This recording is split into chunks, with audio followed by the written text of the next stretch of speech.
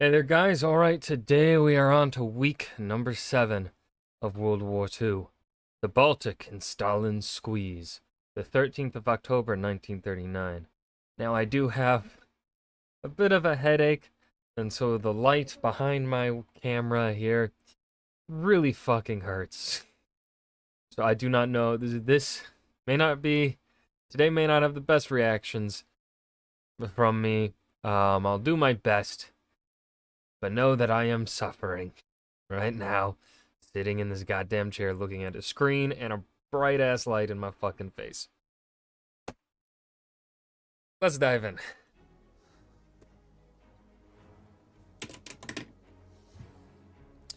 October 13th, 1939. You've seen Poland gobbled up, split by two powerhouses, and one of those Nom nom nom. has since turned its attention to small countries in your neck of the woods. And when it turns its attentions your way, what do? Well, if you're Finland, you say no. You get a man who doesn't even use a scope for his rifle, and he still manages to be the deadliest sniper in history. I'm Indy Nidell. This is World War II. Last week, the last significant Polish unit surrendered, and the German and Soviet invasion of Poland is complete. What is that fucking hairline, dude? Like, I know I'm not one to talk. Mine's going away. But, I mean, my guy. New Polish government is set up in exile, even as tens of thousands of Polish soldiers manage to escape their homeland. In China, the fighting for Changsha comes to an end with a Chinese victory. It is the first major Chinese city that has managed to defeat the Japanese. In the Baltics, Latvia agrees to allow the Soviet Union to use their military bases to spare themselves from an occupation. Now on the 10th, Lithuania signs a 15-year mutual assistance pact with them. This allows the USSR to have 20,000 soldiers on Lithuanian bases. On the 12th, come talks between the Finns and the Soviets. The Finns have already mobilized, being a bit leery of Joseph Stalin's intentions. He now has a list of demands for them. They must lease the Hanko Peninsula to the USSR and allow them to build a base there for 5,000 Soviet troops plus personnel, and also give over control of several islands in the Gulf of Finland. They also must give over part Jesus. of the Rybaki Peninsula up near Murmansk and the port of Petsamo up there. There are nickel mining operations up there Stalin had his eye on. The Finnish-Soviet border in the Karelian Isthmus should be moved to a point 20 miles east of Viipuri, and existing fortifications in Karelia destroyed. In exchange, the Finns will get a big chunk of northern Karelia. Stalin says he's worried about an attack from the Gulf of Finland or the Finnish mainland, and all this is for his country's security. But what this would mean in real terms is that the Finns would have to abandon their main defense, the Mannerheim Line. And the Finnish government, most of it anyhow, think that these demands, as harsh as they are just the beginning. And the next demands the Finns would be powerless to resist. It's almost as if, we just saw that with Hitler and Czechoslovakia. Stalin, your timing, not that good. If you had done this maybe before Czechoslovakia, if you had done this 3 years ago, 2 to 3 years ago, maybe the Finns would have conceded. But, they have direct evidence now of this kind of shit being pulled by someone else. So even if, Stalin, my guy, a little bit slow. Resist if they accept these ones, since then they'd have lost their main physical defense lines. But is Stalin being outrageous Joseph Dugashvili.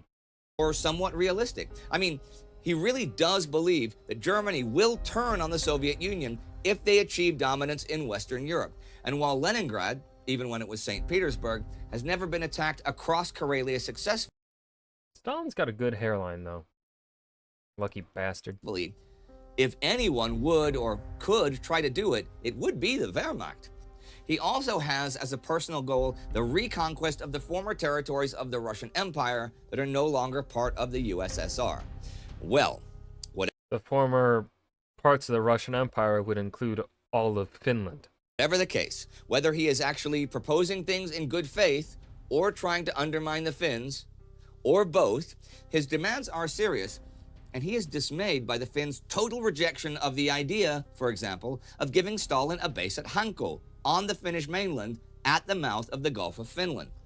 To him, the stubborn and unrealistic stance adopted by the Finns appeared as both perverse and downright suspicious. Surely the Finns must have had some kind of hidden motive for He's so delusional. adopting such a provocative and belligerent policy.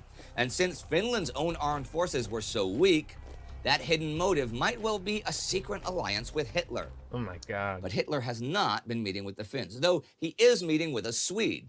On the 9th, he received Swedish businessman Birger Dahlers, who has been going between London and Berlin through Sweden, with a proposal for a negotiated peace with Britain. It originated with Hermann Goering, actually. Well, Dahlers says the British insist on restoring Polish statehood as one major condition. Hitler sends Dahlers back to say that those territorial gains are Germany's right, since they have to now fortify their border with Russia, and that Germany also wants back its pre-World War I colonies, or a suitable substitute, and that is a lot of land. Thing is, that day, Hitler issues Directive Number 6, saying, should it become evident in the near future that England, and under her influence France also, are not disposed to bring the war to an end, I have decided, without further loss of time, to go over to the offensive. This will be an attack across the Low Countries designed to defeat the British and French who arrived to help the Dutch and Belgians. And the ground that is to be taken is to protect the Ruhr and its industry. So it's pretty limited if you compare it with Germany's Schlieffen plan to defeat France in World War I. There is no mention of trying to defeat that nation here, for example, but it's still an attack. However, this is also another blow to the autonomy of the German army. They feel that, although it is within Hitler's authority to order an attack to be prepared, the army should decide where and how that attack should proceed. The next day at the Chancellery, Hitler meets with some of his senior army commanders. I didn't think the German military was that independent of control of the president, chancellor, now dictator. Reads a memorandum which gives Germany's goal of the war as the destruction of the power and ability of the Western powers ever again to oppose the state consolidation and further developments of the German people in Europe. He explains that the German treaty with the Soviet Union makes it possible to attack Britain and France, since the war would now only have one front, unlike World War I. However, time is of the essence, since Hitler does not believe any neutrality pact with the USSR can be relied on for too long. He and Stalin seem to have a pretty mutual distrust. Hitler wants to attack in the West already now in the autumn of 1939. And there would be men to fight, for on the 7th, the British Expeditionary Force completes its crossing to France unopposed. The Germans are trying to engage the British this week, though, at sea. On the 7th, the Gneisenau, one of two Scharnhorst-class battleships, the Scharnhorst being the other, leads a naval move on Norway, hoping to draw in British naval units that Luftwaffe bombers could then take out. This does not meet with success. The Scharnhorst ships are also referred to as battle cruisers, by the way. When they were built in 1935, they marked the beginning of Germany's abandoning the naval disarmament imposed by the Treaty of Versailles. They were launched in 1936 and commissioned into the fleet earlier this year. As for Norway, this week Grand Admiral Erich Raeder talks to Hitler for the first time about the idea of invading Norway to secure naval and submarine bases. Meanwhile, in Britain, Winston Churchill is arguing for mining the Norwegian coastal waters to mess up Germany's iron ore traffic. There is more going on at sea this week. On the 10th, Norway just sitting there like, what did I do? the pocket battleship Graf Spee, flying a French flag, boards the British steamer Huntsman and captures secret merchant Navy ship routing documents. This week, the first German aircraft shot down by a British aircraft this war is a Dornier flying boat, shot down on patrol over the North Sea. Also, and notably, on the 8th, U-47 leaves Kiel under Gunther Prien on what will become one of the most brazen naval missions in history.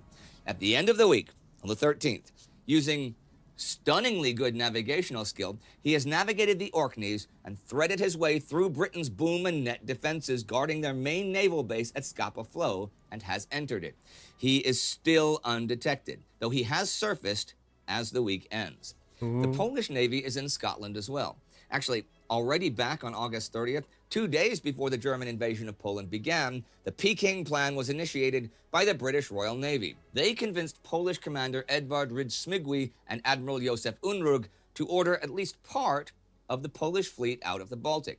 When the destroyers Buzia, Grom, and Błyskawica, Storm, Thunder, and Lightning, received the radio message, Peking, Peking, Peking, they set out for British waters, arriving safely on September 1st. As for the Polish submarine division, I'll get to that next week. Oh, the foreshadowing. In terms of the Polish army, or Air Force, escaping the Germans and the Soviets, though, about 100,000 troops and 10,000 airmen, with about 300 planes, managed to make it to Romania, Hungary, or the Baltics. These guys will be the basis for the Polish army and Air Force in exile. Some civilian planes made it as far as Sweden. LOT, the Polish national airline, pulled off the feat of evacuating all their planes, machine tools, and plant equipment to Bucharest, along with 300 personnel. There's a dog. Hold on. I just noticed the dog. Look at that good boy right there. Oh, you can't see the dog because of my webcam. There's a dog there, and he's adorable. Personnel. And here are two notes to end the week. On the 12th, Adolf Eichmann starts deporting Jews from Austria and Czechoslovakia to German Poland, while back on the 9th, Philipp Buhle sent out forms from the German Chancellery to all hospitals and doctors, for statistical purposes, to index all patients that are senile, criminally insane, or just not of German blood. 3 assessors will then meet and decide whether these people shall live or die. Jesus Christ. And that was the week. The Finns refusing Stalin, Hitler planning an impending attack in the West, and both sides thinking about Norway. Finland, as a sovereign nation, has the right to refuse anyone else's claims or demands on its territory. But Joseph Stalin is not just anyone. He has a paranoid streak. But then again, while he thinks neutrality with Germany won't last, neither does Adolf Hitler. And just because you're paranoid doesn't mean people aren't after you. He also has territorial ambitions, so his fear of a German attack and his desire for expansion combine as he turns his focus to the north. And what does that mean for Finland? Well, whatever it is, it's not going to be good, and it's going to involve a lot of people dying. And speaking of former Russian territory... And that was week number 7 of World War II, the 13th of October, 1939. The Baltic and Stalin squeeze. Damn. We're almost at double digits. We're almost at week 10, y'all. Fuck ton more to go. I hope you guys enjoyed. Remember to hit that like button and subscribe for more. And I will see you guys in the next video. Peace.